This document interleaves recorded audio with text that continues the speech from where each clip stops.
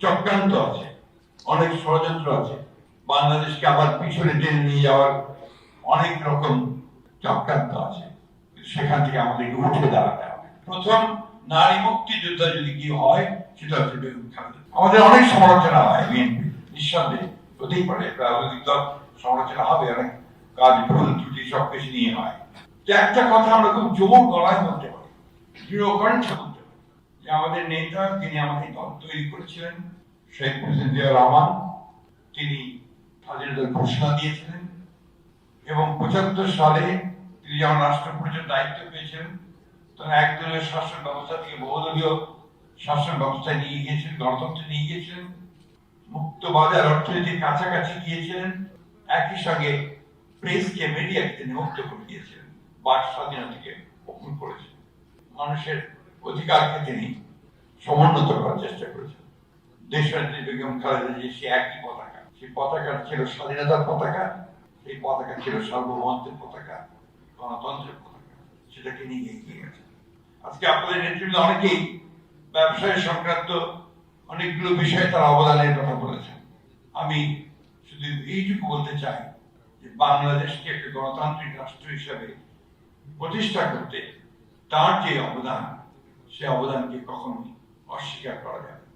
তিনি কষ্ট করেছেন, জেলে গেছেন, শেষ মুহূর্তে তিনি যখন মিথ্যা মামলায় সাজাপ্রাপ্ত হয়ে জেলে যান তখন তিনি সুস্থ ছিলেন। যখন তিনি জেল থেকে বেরিয়ে আসেন 2 বছর পরে হাসপাতালে যখন তাকে আবার বন্দি করার অবস্থায় নিয়ে যাওয়া হয় তখন তিনি হুইল চেয়ারে ছিলেন। তাকে যে প্রকোষ্ঠে আবদ্ধ রাখা হয়েছিল সেটি ছিল একটা অ্যাবান্ডেন্ট একটা ঘর, পরিস্থিতি খসে পড়ছিল, সেখানে রাস্তা সব খসে যাচ্ছিল, ইঁদুর দৌড়াদৌড়ি করতো, সেখানে এই দেশনেত্রী বেগম খালেদা জিয়াকে 2 বছর বিনা চিকিৎসা রাখা হয়েছিল, যার ফলে তিনি অসুস্থ হন, সে অসুস্থই আজকে এটাকে এই পরিণতিতে নিয়ে গেছে। আমি যে কথাটা বলতে চাই, কথা দীর্ঘ করবো না, যে আমি তার কোনো তুলনা খুঁজে পাই না। এই জন্যই একাধারে তিনি ছিলেন একজন রাজনৈতিক দলের নেত্রী, একই সঙ্গে তিনি ছিলেন আবার গোটা জাতির নেত্রী। তিনি কখনো আপনার সংকীর্ণতায় ভুগতেন না। আপনাদের নিশ্চয়ই মনে আছে যে 5ই আগস্ট যেদিন ছাত্র জনতার অভ্যুত্থানের মধ্য দিয়ে জাতি আরেকবার স্বাধীন হলো, সেই রাত্রেই আমি গিয়েছিলাম হাসপাতালে তার একটা বক্তব্য নেওয়ার জন্য। কারণ আমরা যেটা আশঙ্কা করছিলাম যে এরপরে আপনার আইন শৃঙ্খলা পরিস্থিতি নিয়ন্ত্রণ করা যাবে না, দেশনেত্রীর একটা বক্তব্য খুব বেশি প্রয়োজন ছিল।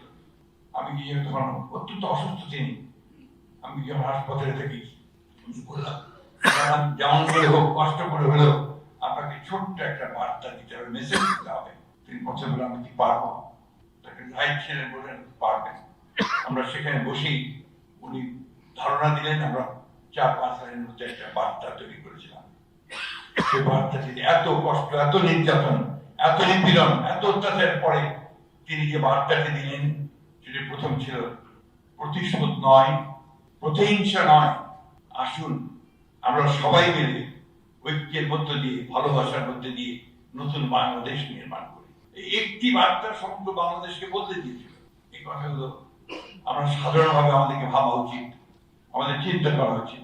যে মানুষটি একজন মাত্র সাধারণ গৃহবধূ ছিলেন, খুব অল্প বয়সে বিধবা হয়ে গিয়েছিলেন এবং 1971 সালে তাকে এবং শিশু পুত্রকে ফেলে জিয়া যখন যুদ্ধে চলে গিয়েছিলেন তখন তাদেরকে ওই পুত্রদিকে নিয়ে তিনি ঢাকায় ফিরে এসে তিনি পাক সেনার আলাদা বাহিনীতে গ্রেপ্তার হয়েছিলেন। সেই জন্য আমি বলেছিলাম যে প্রথম নারী মুক্তিযোদ্ধা যদি কি হয় সেটা হচ্ছে বেগম খালেদা। কথা বিদ্রুপ করেছিলেন, টক শোতে অনেক কথা হয়েছে, আমাদের তথাকথিত বুদ্ধিজীবীরা এবং স্বাধীনতার চেতনাধারীরা, কিন্তু এটাই ছিল বাস্তবতা। সেই মহিষী মহিলা দেশনেত্রী বেগম খালেদা জিয়া আজ আর আমাদের পাশে নেই, তিনি ফিরে আসবেন না, কিন্তু তার যে কাজ, তার যে রেখে যাওয়া যে স্বপ্নগুলো রেখে গেছেন, সেই স্বপ্নগুলোকে আমাদের বাস্তবায়িত করবে।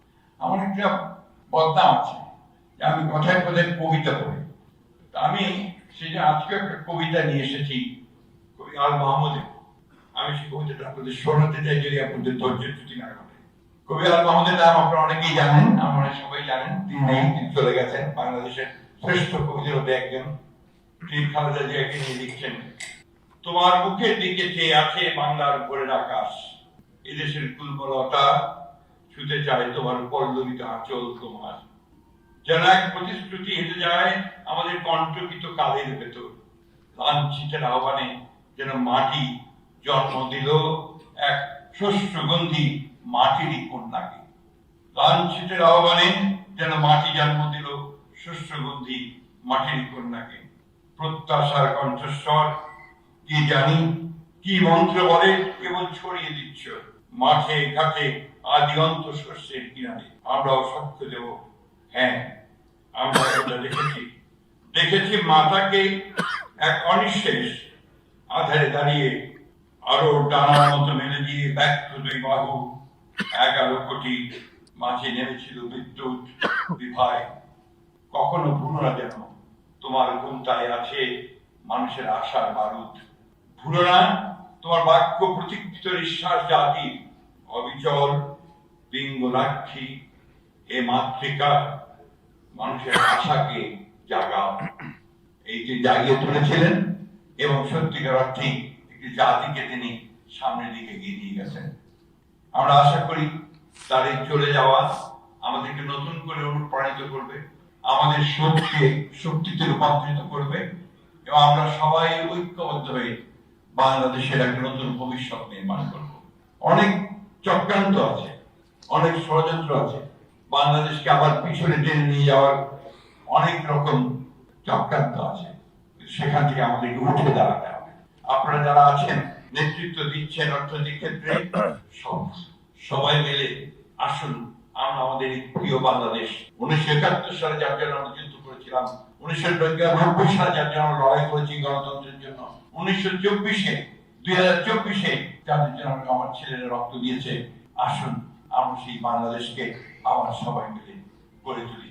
তবে নেত্রীর প্রতি আমাদের সত্যিকার অর্থে শ্রদ্ধা জানা হবে। ধন্যবাদ।